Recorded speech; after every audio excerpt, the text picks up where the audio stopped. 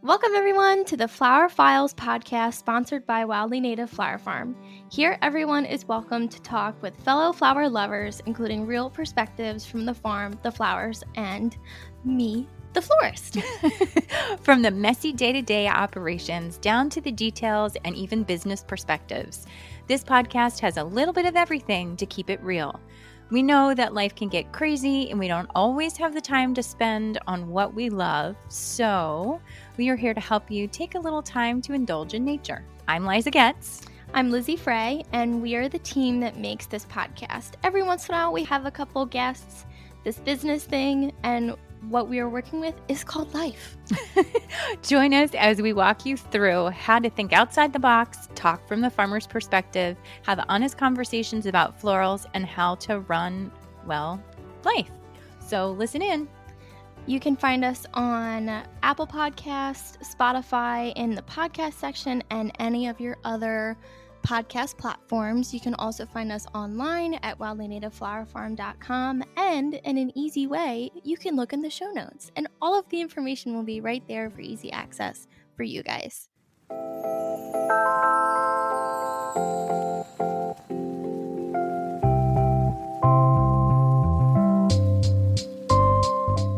Hey there, flower friends, and welcome back to the Flower Files, where we dig deep into the heart and the soil, or soul, depends on how you pronounce it, the heart and soul of flowers and basically the floral industry and gardening and flower farming and everything that has to do with flowers.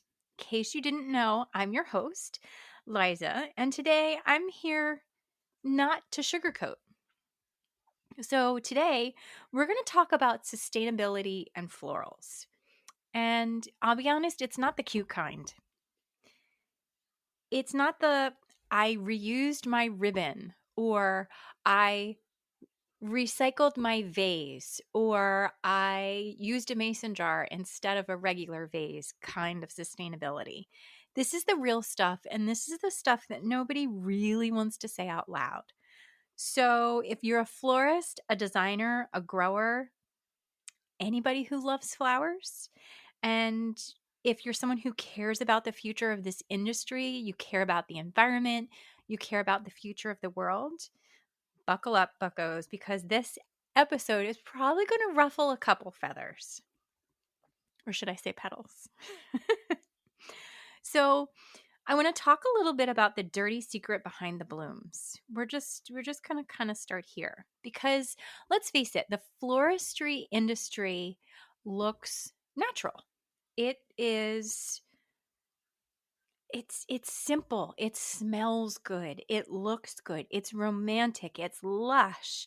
It's all of these amazing things. But underneath, you dig deeper, this industry is a little bit of a hot mess. So most flowers in the U.S. shops are flown in from Colombia, Ecuador, Kenya.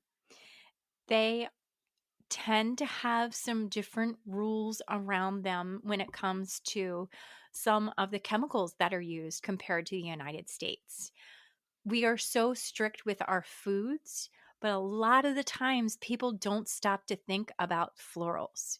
Why aren't there any insects on them? Why do they maybe not have as much scent? Why do they look perfect? We have been raised in a society where everything is supposed to be perfect. If there's a blemish on something, you throw it out because something could be wrong with it. We are not part of the mindset of maybe you cut it out or put it aside. Same thing with the floral industry. So other countries have different rules for pesticides. I don't want to say they're doused in pesticides and be all alarmist about it, but they are used a little bit differently to make sure that you do have that perfect bloom. Many of them are packaged in plastic. And if you think of the logistics behind it, it's hard to use paper. Paper breaks down. Paper gets yucky. Paper gets wet and it just becomes messy. So plastic is a natural fit because it's not going to break down. And you can be like, well, what if you use waxed? Or what if there's a lot of what ifs? But realistically, from corsage packaging to just the way florals are shipped, think about when you go to the grocery store and you pick up flowers. They have plastic sleeves, just like they have plastic bags in that tricky produce section, too. Then you've got the fact that they are shipped thousands of miles, literally thousands of miles. Many of those flowers that you pick up and look at have probably traveled more than you or I have ever done in our lives. Unless you're like a world class traveler, we won't include you in that. Um, I don't know. Tell me what is sustainable about that? It's not. It's not sustainable. Then, if you really want to dig deep and you want to kind of look at all of the aspects of it, there's floral foam. I'm not going to lie. I think that's one of my favorite things to poke at sometimes. It's that crumbly green stuff that breaks apart into smaller pieces, but every kid and every kid at heart adult loves to poke it because it's squishy and it sounds really cool when you cut it. Like there's all of these different aspects to it, but it's not really sustainable and it's not great for the environment. It doesn't decompose and it is considered kind of toxic. There's been a lot of awareness about it and there are different types now, but initially it was a pretty toxic thing. And that's the tricky part when it comes to this industry. Everybody wants it perfect, everybody needs it to last, but how do you do that? How do you kind of trick that system? Okay, and while we're talking about plastics, let's not forget those one-time use plastics. So you're setting up a wedding, you're setting up an event, and you have to do an installation. When you do that installation, what is the number one way to put something up that has to be held in place? Most of you probably would say zip ties. And there's white ones, and there's black ones, and there's little ones, and there's long ones, and there's thick ones, and there's skinny ones, and there's ones that you can connect to make it even longer. And when it starts to slip, you add more zip ties. So there's definitely lots of single use plastics in the floral industry. And rubber bands. Oh my gosh. So many rubber bands. So it's like Valentine's Day is kind of like a landfill of plastics. Um, I honestly feel like the industry has a waste problem and a little bit of a denial problem. And I'm not talking about the river. So let's talk about some of the terms too. So let's get real about this. There's a lot of florists that say they're sustainable because they don't use foam or they use a mason jar or they say that their flowers are wild because they forage once in a while. That's not sustainability. That's actually marketing. And I feel like the word sustainable has been used almost like a band-aid. Well, it's fine, it's sustainable. We're now sustainable. But what what does that actually mean? When the rubber meets the road, what does that actually mean? So, you can't use imports flown across the world and still claim that you're eco-conscious because you compost your stems. You have to understand where things come from, why things are not available within certain seasons, and you have to educate your client and your customer to understand it's not going to work, or it doesn't make sense, or it's just not the right time of year. um, and all the designers are changing to eco luxe rates while they're using bleached palms and dyed bunny tails, and everybody's paying attention to things like that. Everybody sees those things. So, sustainability isn't just a phrase, it's not just an aesthetic, it's actually a responsibility. So, what can you do? What the heck can you do? And what does real sustainability look like? So, first of all, as a flower farmer florist, you guys already know that I'm going to tell you to source locally. Source locally every chance you get. Source locally, even if you can't get 100% local, Aim for 50%, then 75. Talk to local farmers. Grow a few key crops yourself. Know where you can source other things. Work with your wholesaler to say, I only want things that are grown locally, or I only want things that are grown in America. Stop using the foam. So, one of our employees actually did a whole project for his senior seminar or senior project all about the different styles of foam. And you know what we found out? That while you can do a compote, they were all in the same compotes. I'll actually post some of the pictures. We put everything in the same compotes. We had one that was the control, and it was just water and chicken wire. We had another one, and let's face it, the green floral foam is the mechanics. It's super easy. You tape it into a container, and then you can tuck your flowers into it. So we had the control, which was just water. We had one that was regular green moss.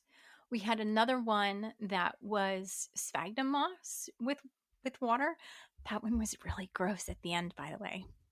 The green type of floral foam and a wool-based floral foam.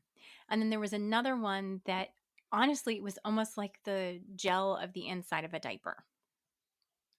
So we went through and we watched to see how the flowers could still take the water up. Did it clog the stems? How did it perform? How did it function? The worst thing that could happen is you could have this big event and you're trying to be sustainable, but your stems can't drink the water and everything starts to stress and wilt. That's why the floral foam was designed, was to be able to do those lush and lavish designs. So there's lots of mechanics that are even better than some of those Oasis floral foams. You've got chicken wire. You have these horrible things. They're called frogs. Now listen, I love a good bullfrog by all means, but a frog is this metal or plastic piece, but it's filled with a whole bunch of, for lack of a better description, pins that are all clumped together so that you can take your flower stem and attach it to it. Oh my gosh, do not reach into a container and not know that the frogs are in there because they will bite you. They're not very nice. Um, but you have taped grids that you can put over the top. You've got reusable type of pillows. I mean, if you're a designer, design around it. Figure out what your container is. Figure out what they want. Figure out how to do it a little different. And compost everything. Compost it all. I'm not saying compost little pieces at the end of the day. Compost it all. Or find something else that you can do with it that makes sense. Don't toss your bag or don't toss your stems into a plastic trash bag. That is definitely a no. And as I said earlier, teach your clients. Talk to your clients and explain why peonies in December are a problem. Plus, it's going to impact their bottom line. Now, granted, there are some times where we order flowers. We're a florist shop as well as a flower farmer. And there are times where I have had to order things. I work really hard with the wholesaler to make sure whatever we get is sustainable. I try to make sure that everything is from the United States. And if somebody wants a specific look and it's not possible one way, one of the questions I ask all of my clients is, are you open to other types of flowers? Because a lot of the times we'll get sent inspiration with a rose or something like that in it. And if they're open to other types of flowers, well, we may grow roses. There's so many other flowers that are amazing to use in work that many people just don't know the names of. So, part of that whole process is helping people understand there's so many different kinds of flowers that are just amazing and people just don't know the names of them. What else? What else? So I think when you educate folks too, you're setting a whole new standard. You guys who are flower people, your florists and your designers and all of you, you guys, like, we're the experts.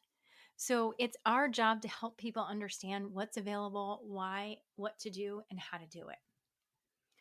Um, and make sure that the sustainability is visible. Make sure that it's understood. Make sure that it's something that you can tell the story about, show the work, invite other people in. This moment and this movement of flowers needs to be loud and proud so people can understand what they can do. I feel like many times people want to do something, but they don't know what to do. So it's our job to help people understand what it is.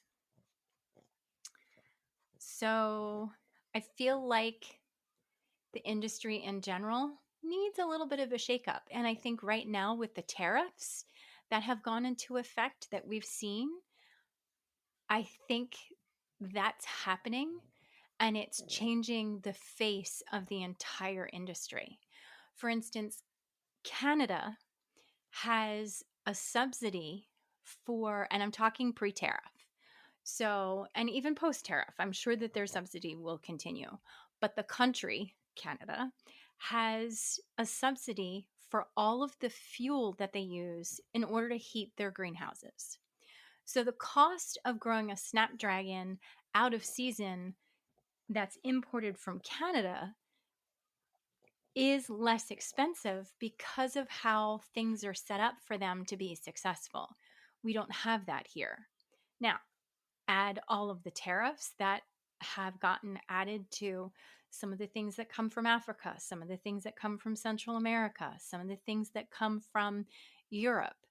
And it has changed. I mean, you can see it in the wholesale listing. You can see it in the way people are interacting with florals in general. And I bet you guys can see it even at a grocery store level. So it's a very, very, very different scenario right now. And this whole industry is really in for a big time shakeup. And I think the floral industry is a little bit behind. I think produce kind of set the stage when it started to shift to organic, and there was a lot of awareness and people started to ask questions, and flowers are kind of catching up. I think there's also a lot on social media where many times you've got these amazing workshops that are done and they glorify excess. And I'm finding in the floral industry right now, it's not about excess. It's about how to repurpose.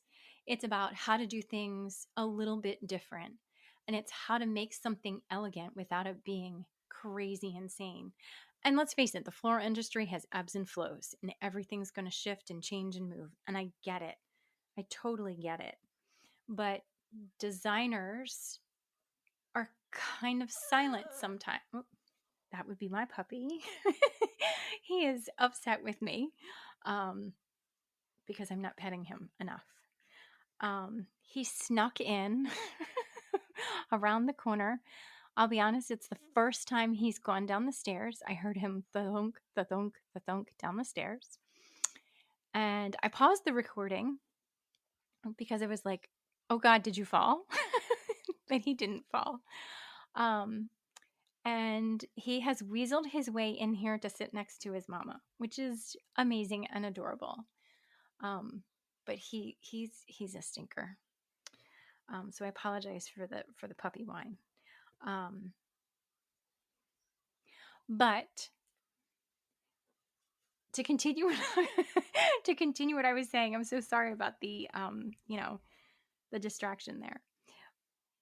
Basically, to sum it up, if we don't do something, if we don't say something in the industry and we continue to stay quiet, things aren't going to change. And if you as a consumer don't understand the process and the chain of how everything moves, nothing's going to change. So if we're honest, there's nothing romantic about a flower that is going to contain things that aren't good for the environment. So, and there's nothing fantastic about having a flower that's going to sit on a sweetheart table for hours and hours that wasn't grown in a way that benefits the environment. There's so many different ways to do things. So if this episode hits a nerve with you, good. If it does, it means that you care. It means that you're aware. And life isn't about perfection, it's about intention. So you can still be creative, you can still be profitable, you can still be a florist who thrives, but we don't have to sacrifice the planet. So let's make sustainability not just sexy, but standard, because let's face it, flowers are sexy. If you love this episode, please share it with a florist, share it with a friend, share it with a fellow flower lover, or share it with someone who needs to hear it. And if you're ready to start designing differently, let me know. I would love to hear some of the tips and hints and things that you have found. There's so many different ways to do things, and I would love, love, love to hear what you guys do. So until next time, keep blooming, you beautiful people, and I'm going to go play with my puppy. Have a great week.